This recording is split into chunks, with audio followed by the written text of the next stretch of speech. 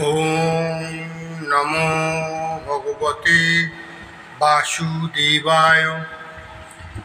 ওম নমো ভগবতে বাসুদেবায়। ওম নমো ভগবতে বাসুদেবায়। বিজ্ঞান যোগ। শ্লোক 1।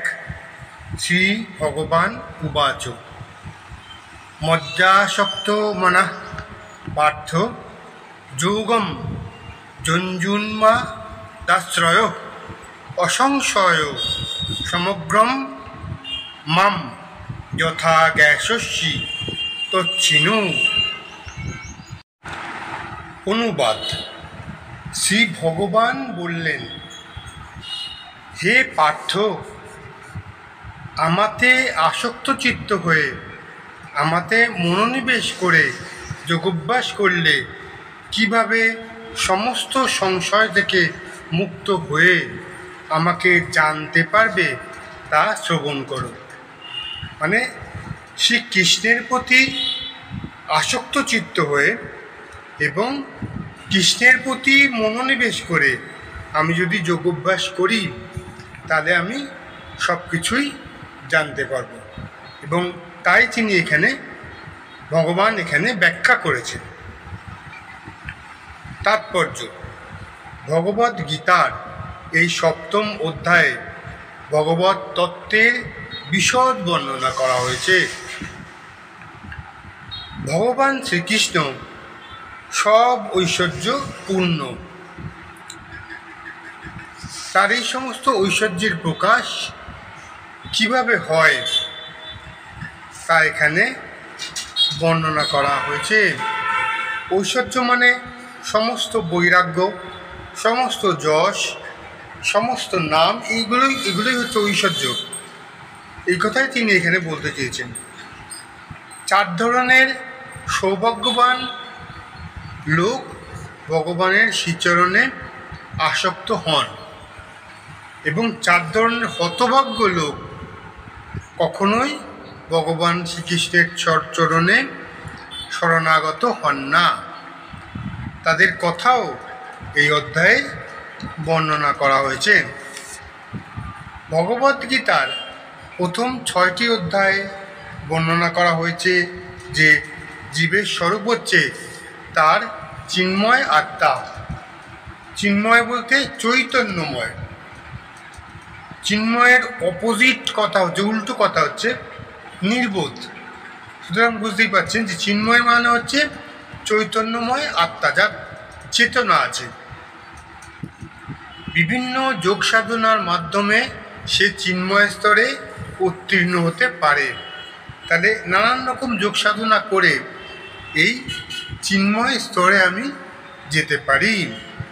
6ষ্ঠ অধ্যায়ের শেষে স্পষ্টভাবে বর্ণনা করা হয়েছে যে মনকে সর্বতভাবে ভগবান শ্রীকৃষ্ণের ভাবনায় নিযুক্ত করা বা সর্বতভাবে শ্রীকৃষ্ণ ভাবনাময় হওয়াই সর্বপ্রকার যোগ সাধনার মধ্যে সর্বশ্রেষ্ঠ। যোগ সাধনা অনেক রকম আছে, হঠযোগ আছে, নানান রকম আসন প্রাণায়াম ইত্যাদি আছে, কিন্তু কৃষ্ণের প্রতি ভাবনা, কৃষ্ণ ভাবনাময়, সর্বত্র কৃষ্ণ ভাবনাময় হওয়া, এটাই হচ্ছে সর্বশ্রেষ্ঠ। মনকে সর্বতভাবে ভগবান শ্রীকৃষ্ণের চরণে একাগ্র করার মাধ্যমেই পরম তত্ত্বকে সম্পূর্ণরূপে উপলব্ধি করা যায়। এছাড়া আর কোনো উপায়ে তা সম্ভব নয়। অনেক উপায় আছে আমরা নিই, কিন্তু সবচেয়ে প্রথম এবং সবচেয়ে শ্রেষ্ঠ উপায় হচ্ছে ভগবানের শ্রীচরণে মনকে একাগ্র করা। নির্বিশেষ ব্রহ্মজ্যোতি। ব্রহ্মজ্যোতি মানে হচ্ছে ভগবানের শরীর থেকে যে আলো নির্গত হয় তাকে আমরা ব্রহ্মজ্যোতি বলি। অথবা অন্তর্যামী পরতত্ত্বাত্মার উপলব্ধি, পরম তত্ত্বের পূর্ণ জ্ঞান। কেননা তা হচ্ছে আংশিক উপলব্ধি।